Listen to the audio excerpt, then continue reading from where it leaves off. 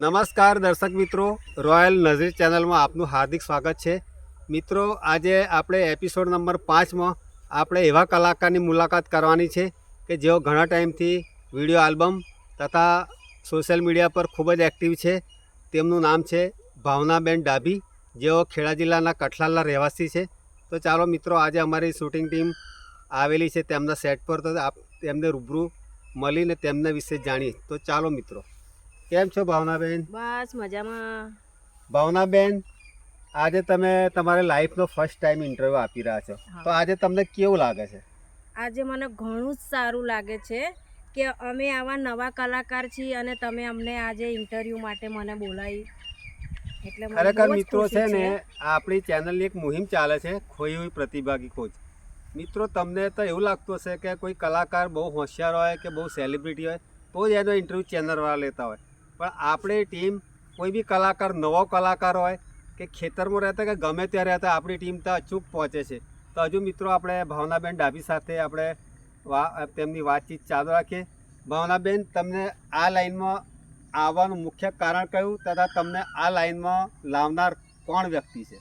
મને આ લાઈનમાં લાવનાર જય વડથલિયા SJ ફિલ્મ છે, એમની ચેનલ. ખૂબ એ સરસ. છે કે 2018ની સાલમાં એમનું શૂટિંગ ચાલતું હતું, વિક્રમે બાંધી પાલવડે પ્રીત.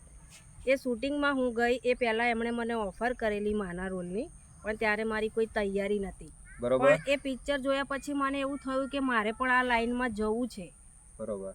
અને પછી મેં વિક્રમ પરમાર જોડે મૂવીમાં કામ કર્યું છે, દશામાના દીકરાને, દુશ્મનને પડકાર, અને જય વડથલિયાની ચેનલમાં પણ ભક્તિ કરું ભેળા રહેજો દશામાં. એ 5-6 મૂવીમાં મેં કામ કર્યું છે અને મારા પોતાના 3-4 આલ્બમો છે અને હું સિંગિંગ પણ કરું છું. મિત્રો, ભાવનાબેન પોતે પણ એક સોશિયલ મીડિયામાં ખૂબ જ એક્ટિવ છે. તો તેમની ચેનલ કયા નામથી છે, ચેનલની એક્ટિવિટી શું છે, તો તેમની પાસેથી જ જાણીએ.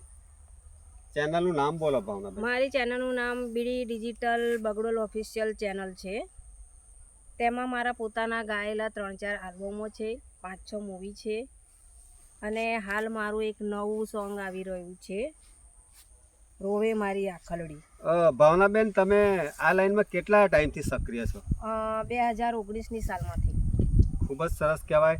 ભાવનાબેન કે જેઓ નવા કલાકાર છે, તેઓ આ લાઈનમાં સંઘર્ષ કરી રહ્યા છે. મિત્રો, તો ભાવનાબેનને તમારા સપોર્ટની જરૂર છે. તેમની ચેનલ બીડી ડિજિટલને તમે લાઈક કરો, સબસ્ક્રાઈબ કરો અને શેર પણ કરો.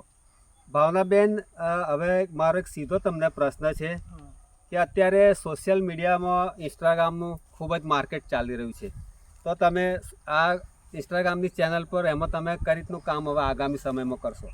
આગામી સમયમાં હું નાની નાની રીલ્સો બનાવવા માગું છું. ખૂબ સરસ. હા, કેમ કે હજી મને એનો એટલો બધો અનુભવ નથી, એટલે થોડુંક હજી શીખવાનું બાકી છે. ભાવનાબેન, તમે ઘણા ટાઈમથી કામ કરો છો, તો એવો કોઈ અનુભવ કહો કે મારા દર્શક મિત્રો જાણતા હોય, કોઈ શૂટિંગમાં તમને કોઈ એવો અનુભવ હોય, કોઈ ડાયરેક્ટર કે નિર્માતા, પ્રોડ્યુસર તરફથી કોઈ એવો અનુભવ હોય, તો મારા મિત્રો જાણવા માગે છે, આવો કોઈ તમને અનુભવ થયો છે? હા, મને 5 વર્ષ પહેલાં એક એવો કડવો અનુભવ થયેલો કે એક ભાઈ હતા જે સંગીતકાર છે અને ત્યારે હું ખાલી એક્ટિંગનું જ કામ કરતી હતી. તો મેં એક દિવસ એવું કહ્યું કે મારે સોંગ કરવું છે, એમ મારે ગાવાનું શરૂ કરવું છે. તો મને કે ભાવનાબેન, તમે એક્ટિંગ કરી શકો પણ તમે સોંગ ના ગાઈ શકો. એટલે બસ એવું એમણે કહ્યું, એટલે ફરી મેં આ સિંગિંગ કરવાનું પણ ચાલુ કર્યું અને મારા 2-3 સોંગ આવ્યા, એમને લિંક પણ નાખી. ત્યારે એ ભાઈએ મને એવું કહ્યું કે કદાચ મેં તમને આવું ના કહ્યું હોત તો આજે તમે સિંગિંગ ના કરી શકતા. એટલે હું એમની પણ આભારી છું કે એમણે મને આવું કહ્યું અને અત્યારે હું સિંગિંગ પણ કરી શકું છું ને એક્ટર પણ છું. ખૂબ જ સરસ. ભાવનાબેન એક્ટિંગની સાથે એક સારા સિંગર બી છે. તેમના ઘણા આલ્બમો અત્યારે યુટ્યુબની તેમની ચેનલ પર છે.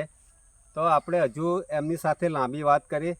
ભાવનાબેન, તમારા આગામી પ્રોજેક્ટ વિશે કહેશો અમારા દર્શક મિત્રોને? હા, આગામી અમારો એ પ્રોજેક્ટ છે કે જય વડથલિયાની ચેનલમાં જે પિક્ચર આવવાનું છે કે પરણીને હાલી પરગામ, તેનું ટૂંક સમયમાં પિક્ચરનું શૂટિંગ ચાલુ થવાનું છે. ખૂબ સરસ. ભાવનાબેન, હવે મારો તમને એક છેલ્લો પ્રશ્ન છે કે અત્યારે તમને યુટ્યુબના માધ્યમથી મારા તમામ દર્શકો તમને લાઈવ જોઈ રહેલા છે, તો મારા દર્શકોને તમે શું સંદેશો આપશો? હું મારા દર્શકોને એ સંદેશ આપવા માગું છું કે રોયલ નજીર ચેનલની હું આભારી છું કે હું એક નાની કલાકાર છું અને નવી જ છું, છતાંય તમે મારું ઇન્ટરવ્યૂ લીધું અને મને મારા દર્શકોની સામે લાઈવ આવવાનો મોકો મળ્યો તો તમારો ખૂબ ખૂબ આભાર.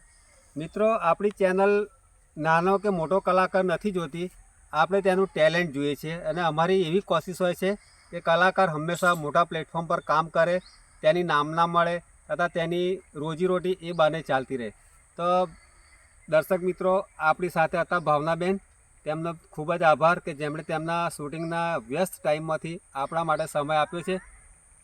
નમસ્કાર ભાવનાબેન.